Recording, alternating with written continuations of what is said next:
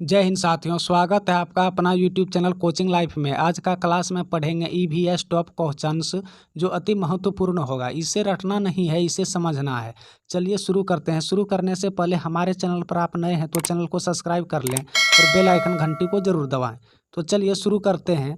पहला पॉइंट है, इन्वायरमेंट शब्द की उत्पत्ति जो हुआ था ये फ्रेंच भाषा के इन्विरोनर से हुई, जिसका अर्थ है घिरा हुआ। दूसरा है, पारिस्थितिकी इकोलॉजी शब्द का सर्वप्रथम प्रयोग अर्नेस्ट हैकल ने 1869 में किया। पारिस्थितिकी वह विज्ञान है जिसके अंतर्गत समस्त जीवों के भौतिक पर्यावरण के माध्यम के अंतर्गत संबंधों का अध्ययन किया जाता है। आगे बढ़िए।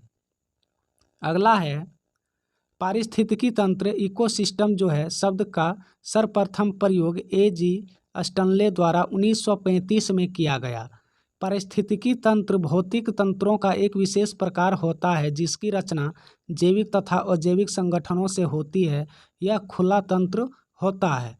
सूक्ष्म जीवों का विजयक भी कहा जाता है। यह मृत पौधों और जंतुओं को जैविक पदार्थ का सड़ा गला मृदा के निर्माण का महत्वपूर्ण भूमिका निभाते हैं। सूक्ष्म जीवों के अंतर्गत बैक्टीरिया तथा कवक के शामिल किया जाता है। आगे बढ़िए। सूर्य के प्राप्त ऊर्जा पृथ्वी के विद्युत चुंबकीय तरंगों के रूप में प्राप्त होती है। अगला है, जल पृथ्वी प्राकृतिक रूप से पाए जाने वाला एकमात्र कार्बनिक तरल पदार्थ है। जल जो है पृथ्वी की प्राकृतिक रूप से पाए जाने वाला एकमात्र कार्बनिक तरल पदार्थ है। ये वेरी वेरी इंपॉर्टेंट है, एग्जाम में पूछा गया है। पृथ्वी पर जल की कुल मात्रा समान रहती है, जबकि यह एक रूप से दूसरे रूप में परिवर्तित होता है, यानी होता रहता है। यह प्रक्रिया ही जल चक्र कहलाती है। Very very important. जितने स्लाइड में आप देख रहे हैं सबका सब वेरी वेरी इंपॉर्टेंट है। आगे बढ़िए। केवल आपको पढ़ना है और समझना है, रटना नहीं है। मानव पर्यावरण संबंध का नियतिवादी उपगम के अनुसार मानव को पर्यावरण का एक तत्व माना जाता है। इसके अनुसार मानव प्रकृति के हाथ का खिलौना है। इसे पर्यावरणवादी उपगम भी कहते हैं। अगला है, मानव पर्यावरण संबंध के संभाववादी उपागम के अनुसार मानव को पर्यावरण का एक सक्रिय तत्व माने जाते हैं। इसका विचार है कि मनुष्य प्राकृतिक पर विजय प्राप्त कर चुका है तथा प्राकृतिक मनचाहा परिवर्तन समर्थ है। ये प्राकृतिक संसाधनों के अतिहीन पर विश्वास करते हैं, अतिदोहन के पर विश्वास ये करते हैं। आगे बढ़िए।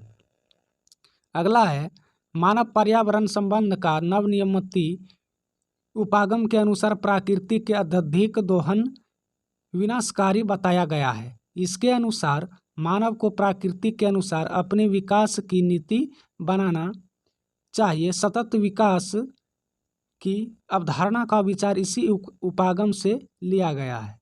आगे बढ़िए। अगला है, उष्णकटिबंधीय सदाबहार वन विषुवत रेखा के निकट उत्तरी व दक्षिणी गोलार्ध में पाए जाते हैं।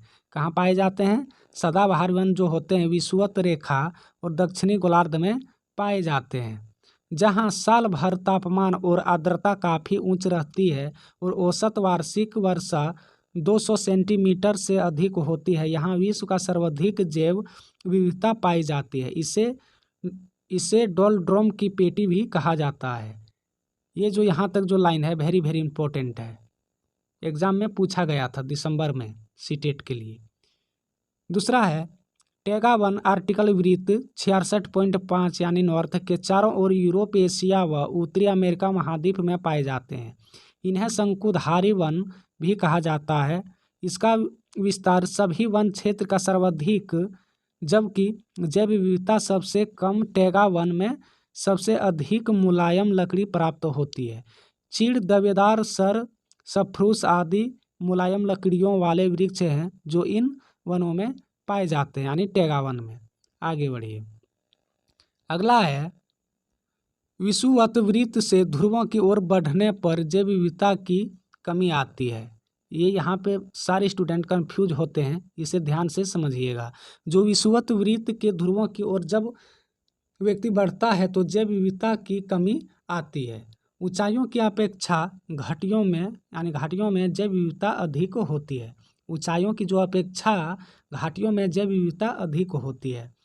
ताप अधिक होने पर जैव विविधता अधिक होती है। ताप अधिक होने पर जैव विविधता जो होती है वो अधिक होती है। क्षारीय मृदा में उगने वाले पौधों को हेलोफाइटस कहा जाता है। आगे बढ़िए। अगला है लाल रंग प्रकाश संश्लेषण के लिए सबसे उपयुक्त होता है। लाल रंग जो होता है प्रकाश संश्लेषण के लिए सबसे महत्वपूर्ण होता है। लाइकन छोटी वनस्पतियों का समूह है जो कवक व शैवाल द्वारा निर्मित होता है। दक्षिणी पश्चिमी रूप के घास के मैदान को स्टेपी कहा जाता है। दक्षिणी पश्चिमी रूप के घास को मैदान को क्या कहते हैं? स्टेपी कहा जाता है। वेरी वेरी इंपॉर्टेंट, इसे भी 2-3 नंबर पूछ लिया जाता है मैदानों से। आगे बढ़िए। अगला है दक्षिणी अफ्रीका के घास के मैदान को वेल्ड कहा जाता है। दक्षिणी अफ्रीका के घास के मैदान को वेल्ड कहा जाता है।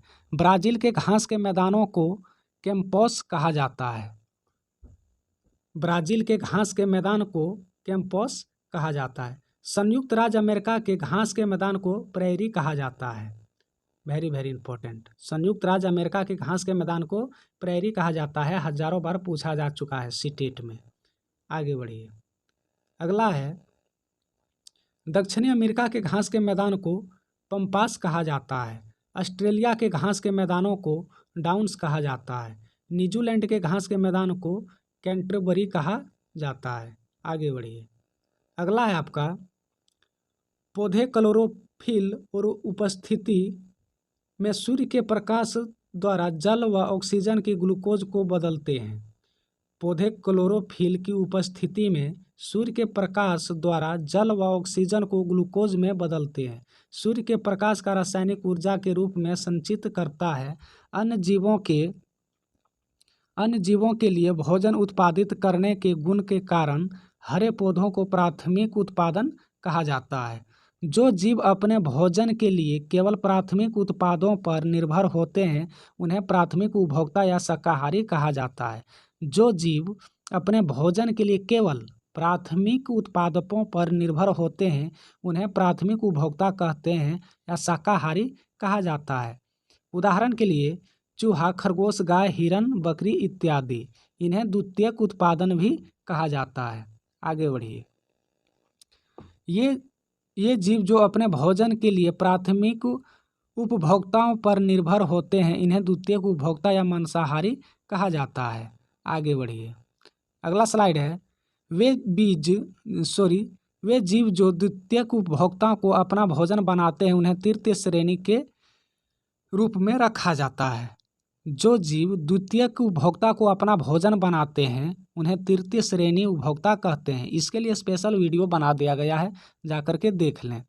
इसे जीव जो सभी श्रेणी के मांसाहारियों का शिकार करते हैं उच्च स्तरीय उपभोक्ता कहलाते हैं। इसकी विशेषता यह होती है कि कोई अन्य जीव इसे मारकर नहीं खा सकते हैं। आगे बढ़िए। अगला है ऐसे जीव जो भोजन के रूप में पादपों, शाकाहारी व मांसाहारियों पर निर्भर होते हैं। ऐसे जीव जो भोजन के रूप के पादपों, शाकाहारी व मांसाहारियों पर निर्भर होते हैं उन्हें सर्वभक्षी कहा जाता है। जैसे मनुष्य इसका उदाहरण होता है। मनुष्य हर चीज़ को वो ग्रहण यानी खा लेते हैं। परजीवी वे होते हैं जो अपने भोजन तथा निवास दोनों के लिए ही एक दूसरे पर निर्भर होते हैं। मानव व पशुओं पर लगने वाला जू, पशुओं को खाल पर चिपकने वाली किलनी इसके प्रमुख उदाहरण है, यानी जो चिमकुनिया कहा जाता है। आगे बढ़िए। अगला है प्रीडर्स ऐसे जीव होते हैं जो केवल भोजन के लिए दूसरे जीवों पर निर्भर होते हैं। आधार प्रजाति इस प्रजातियों की कहा जाता है जो अन्य प्रजातियों का निर्माण में संरक्षण में आवश्यक व महत्वपूर्ण भूमिका निभाती है। समुद्री प्रवाल, मूंगा या कोरल इसका अच्छा उदाहरण है। कोरल रीफ का निर्माण करती है जो अन्य जातियों के लिए निवास व प्रजनन स्थल के रूप में काम करती है। आगे बढ़िए। अगला पॉइंट है, अम्ब्रेला प्रजाति एक विशाल जंतु या समुदाय के होते हैं जिसे एक प्रमुख प्रजाति के कारण अन्य प्रजातियों को स्वतः सुरक्षा मिल जाए उस मुख्य प्रजाति को अम्ब्रेला प्रजाति कहा जाता है।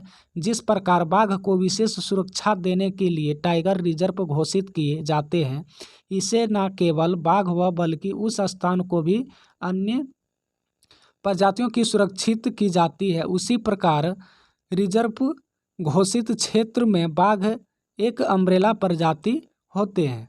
अगला है कीस्टोन प्रजाति। उस प्रजाति को कहा जाता है जो अपने परिस्थिति तंत्र को अत्यधिक प्रभाव रखती है। कीस्टोन प्रजाति के निर्धारण से उस प्रजाति के जीवों को अत्यधिक संख्या का नहीं बल्कि परितंत्र में उसे कार्यों का गणना की जाती है। आगे बढ़िए। अगला पॉइंट है, पर्यावरण परिवर्तनों के प्रति बहुत अत्यधिक संवेदनशील होती है। इसका अर्थ है कि जो प्रजाति पारिस्थितिकी तंत्र की हानि होने की शीघ्र संकेत करती है, संकेतक प्रजातियां कहलाती है। जैसे वायु प्रदूषण की अधिकता की जांच के लिए लाइकन तथा जल प्रदूषण के संकेतक के रूप में मछली को संकेतन प्रजाति माना जाता है।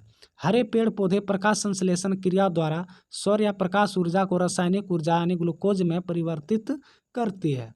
आगे बढ़िए। अगला पॉइंट है, किसी क्षेत्र में प्राथमिक उत्पादक हरे पेड़ पौधे द्वारा प्रति इकाई सतत प्रति इकाई समय के एकल संचित ऊर्जा की मात्रा को पारिस्थितिकी उत्पादक यानी इकोलॉजिकल प्रोडक्टिविटी कहते हैं। प्राथमिक उत्पादक हरे पेड़ पौधे द्वारा आत्मसात की गई कुल ऊर्जा की मात्रा को सकल प्राथमिक उत्पादक यानी जीपीपी कहते हैं। आगे बढ़िए। अगला है, सकल प्राथमिक उत्पादक यानी जीपीपी में शोषण द्वारा नष्ट ऊर्जा को मात्रा को घटाने पर प्राप्त सकल ऊर्जा को शुद्ध प्राथमिक उत्पादन एनपीपी कहते हैं। वेरी वेरी इंपॉर्टेंट है। आगे बढ़िए। अगला है, विश्व की औसत शुद्ध प्राथमिक उत्पादकता एनपीपी 320 ग्राम प्रति वर्ग मीटर प्रति वर्ष है, जबकि उष्णकटिबंधीय वर्षावन तथा दलदली क्षेत्र का एक्चुअरी में विश्व का सर्वाधिक शुद्ध प्राथमिक उत्पादक यानी एनपीपी 2000 ग्राम प्रति वर्ग मीटर प्रति वर्ष पाई जाती है। आगे बढ़िए। अगला है, किसी भी पारिस्थितिकी तंत्र में प्रति इकाई समय एवं प्रति इकाई क्षेत्र में जीवित पदार्थों को सकल शुष्क भार को बायोमास कहा जाता है। इकोटोन दो विभिन्न बायोटेक के बीच का क्षेत्र है। इस जगहों में दो अलग अलग समुदायों के प्रजातियों को मेल होते हैं। ऐसे स्थानों पर रहने वाले प्रजाति जलवायु के अनुकूल करने में अत्यधिक सक्षम होती है। आगे बढ़िए। अगला है, पृथ्वी तक पहुंचने वाली सौर ऊर्जा की करीब 1% भाग की प्रकाश संश्लेषण की प्रक्रिया में प्रयुक्त होती है। ऊर्जा स्थानांतरण के 10% के विषय नियम अनुसार एक पोषण स्तर पर दूसरे पोषण स्तर पर मात्र 10% ऊर्जा ही स्थानांतरित होती है। इस नियम को 1942 में लिंडेमान ने प्रतिपादित किया गया था। आगे बढ़िए। अगला है, ऊष्मा गति की प्रथम नियम को ऊर्जा संरक्षण का नियम भी कहते हैं। इसके अनुसार ना तो ऊर्जा का सृजन होता है और ना ही निवास ऊर्जा का सिर्फ एक रूप के दूसरे रूप में परिवर्तित होता है। ऊष्मा गति का द्वितीयक नियम पारिस्थितिकी तंत्र में ऊर्जा के रूप में प्रवाहित होने की दिशा से संबंधित होती है। इसके अनुसार ऊष्मा सदैव प्राथमिकी ताप से निम्न ताप की ओर प्रवाहित होती है। आगे बढ़िए। अगला है, पारिस्थितिकी पिरामिड की अवधारणा का प्रतिपादन चार्ल्स एटन 1927 में किया था। पारिस्थितिकी पिरामिड का अवधारणा का प्रतिपादन चार्ल्स एटन 1927 में किया था। खेती सबसे प्राचीन पद्धति झूम खेती होती है। 3600 मीटर से अधिक ऊंचाई पर पाई जाने वाली वनस्पति को अल्पाइन बायोम की श्रेणी में रखा जाता है। वायुमंडल में सर्वाधिक नाइट्रोजन गैस 78% पाई जाती है। वायुमंडल में आर्गन गैस की मात्रा 0.93% होता है। अगला पॉइंट है, वायुमंडल में कार्बन डाइऑक्साइड गैस की मात्रा 0.03% है। वनस्पतियों के सड़ने में मीथेन गैस निकलती है। मीट मृदा में सर्वप्रथम यानी सर्वाधिक कार्बनिक पदार्थ पाए जाते हैं। अल्फा अल्फा एक प्रकार का घास होता है। मटियारी मिट्टी की जल धारण क्षमता सभी मिट्टियों में सर्वाधिक होती है। गहन परिस्थितिकी शब्द के जनक ऑर्निक है। आगे बढ़िए। अगला है जैविक अजैविक तत्वों को चक्र जैव भू रासायनिक चक्र के रूप में चलता है। अगला है ज्वालामुखी विस्फोट से फास्फोरस चक्र पर सर्वाधिक प्रभाव पड़ता है। सर्वाधिक लवणता मृत सागर में पाई जाती है। ग्रेट बैरियर रीफ ऑस्ट्रेलिया के पूर्वी तट पर प्रशांत महासागर में स्थित है। मध्य प्रदेश के बालाघाट जिले में सर्वाधिक वन अवधारणा क्षेत्र है। अगला है महासागरों की औसत लवणता 35% होती है। वन में पेड़ों की छाल पर लगने वाले सफ़ेद पदार्थों का लाइकेन कहा जाता है। सर्वाधिक अस्थायी पारिस्थितिकी तंत्र महासागर है। Very very important. सर्वाधिक अस्थायी परितंत्रिकी तंत्र क्या है? तो ये महासागर है। आगे बढ़िए। अगला है कुछ क्वेश्चंस ले लेते हैं। भारत में पर्यावरण संरक्षण अधिनियम कब पारित किया गया? तो 1986 में पारित किया गया है। विश्व पर्यावरण दिवस कब मनाया जाता है? तो 5 जून को मनाया जाता है। भारत में सर्वाधिक जैव विविधता अधिनियम कब पारित किया गया? तो सन 2002 में पारित किया गया था। नेक्स्ट है जैव विविधता शब्द का सर्वप्रथम प्रयोग और किसने किया था? तो वाल्टर जी रोनेन ने 1986 में किया था। राष्ट्रीय जैव विविधता प्राधिकरण का मुख्यालय भारत में कहाँ स्थित है? तो ये चेन्नई में स्थित है। रेड डाटा बुक क्या है? रेड डाटा बुक क्या है? ये विलुप्त होने वाली यानी जो विलुप्त होने की कगार पर होती है उनकी जनसंख्या को हिसाब किताब रखने का कार्य कौन करता है? तो रेड डाटा बुक ही कार्य करता है। आई होप आपको चैप्टर समझ में आ गया होगा। तो चैनल को सब्सक्राइब कर लें और बेल आइकन घंटी को जरूर दबाएं और दोस्तों के साथ शेयर करें। जय हिंद,